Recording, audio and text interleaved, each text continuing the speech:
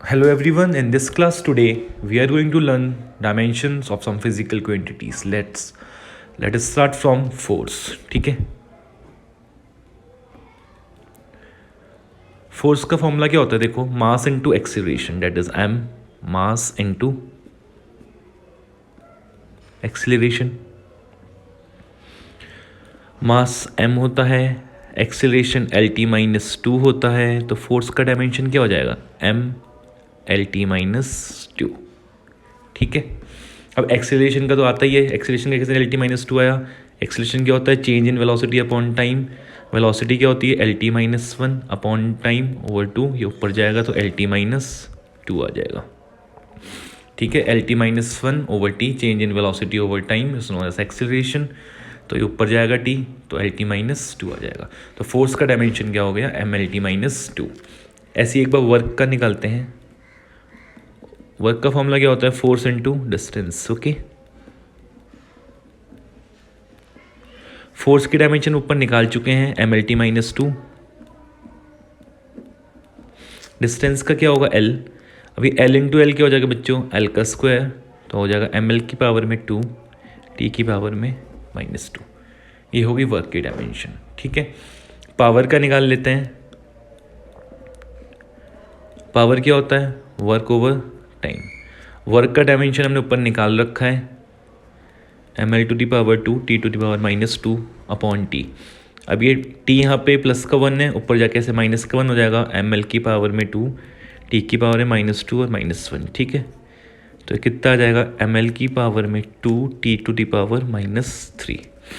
ये पावर की डायमेंशन हो गई। अब ऐसी एक बार हम ग्रेविटेशनल कांस्टेंट की निकालने की कोशिश करते हैं। क्या होता है उसमें? F इज इक्वल टू क्या होता है? G m1 m2 upon r का स्क्वायर। ठीक है, हमें इसकी डायमेंशन निकालनी है, तो G क्या आ जाएगा? F इंटू आर का स्क्वायर अपॉन m1 m2। ठीक है, फोर्स की डायमेंशन हम सबसे पहले निकाल लेते हैं, MLT-2, अब तक याद हो जानी चाहिए। तो फोर्स की जगह पे MLT-2, आर का स्क्वायर डेट इज डिस्टेंस का स्क्वायर, तो यहाँ पे L की पावर में 2, m1 m2 that is m और m। ठीक है, अब ये एक m से एक m कैंसिल हो गया, ऊपर जाएगा m की पावर -1 हो जाएगा। ये L की पावर में 1 है और T L की पावर में 2 है, तो कितना हो जाएगा? L⁻³ और T की पावर -2। ये हो गई हमारी डायमेंशन ग्रेविटेशनल कांस्टेंट की। ठीक है, ऐसे एक बार स्ट्रेस की निकालते हैं। स्ट्रेस क्या होता है बच्चों? Force over area. ठीक है, अब फोर्स क्या होता है? MLT-2, सबसे ऊपर निकाली थी डायमेंशन हमने, तो यहाँ पे आ जाएगा MLT-2 और एरिया की प्लेस में क्या आएगा? L का स्क्वायर, तो कितना बन जाएगा? ML-1 T की पावर में -2। ठीक है, ये हो गई हमारी स्ट्रेस की डायमेंशन। अब हम निकालते हैं डायमेंशन प्लैंक कांस्टेंट की। ठीक है, प्लैंक कांस्टेंट काफ़ी इंपॉर्टेंट है। ठीक है, तो प्लैंक कांस्टेंट क्या होता है? H is equal to E/V।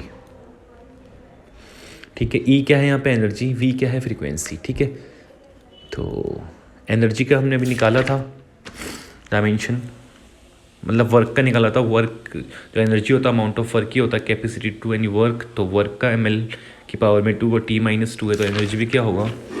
ML की पावर में 2, T-2। और V का मतलब frequency, that is reciprocal of time period, that is 1/T। तो कितना बन जाएगा? T की पावर में -1, तो यहाँ पे T की पावर में -1।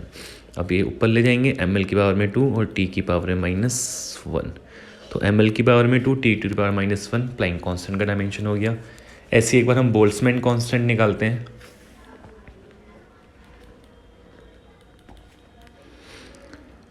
बोल्ट्जमैन कांस्टेंट की कैसे निकालेंगे बच्चों? ये कांस्टेंट होते हैं, जैसे प्लैंक कांस्टेंट हो गया, बोल्ट्जमैन कांस्टेंट हो गया, यूनिवर्सल गैस कांस्टेंट हो गया, स्टीफन कांस्टेंट हो गया। काफ़ी इंपॉर्टेंट है एग्जाम पॉइंट ऑफ व्यू से, बहुत बार पूछी जाती हैं। बोल्ट्जमैन कांस्टेंट क्या होता है? Energy over temperature.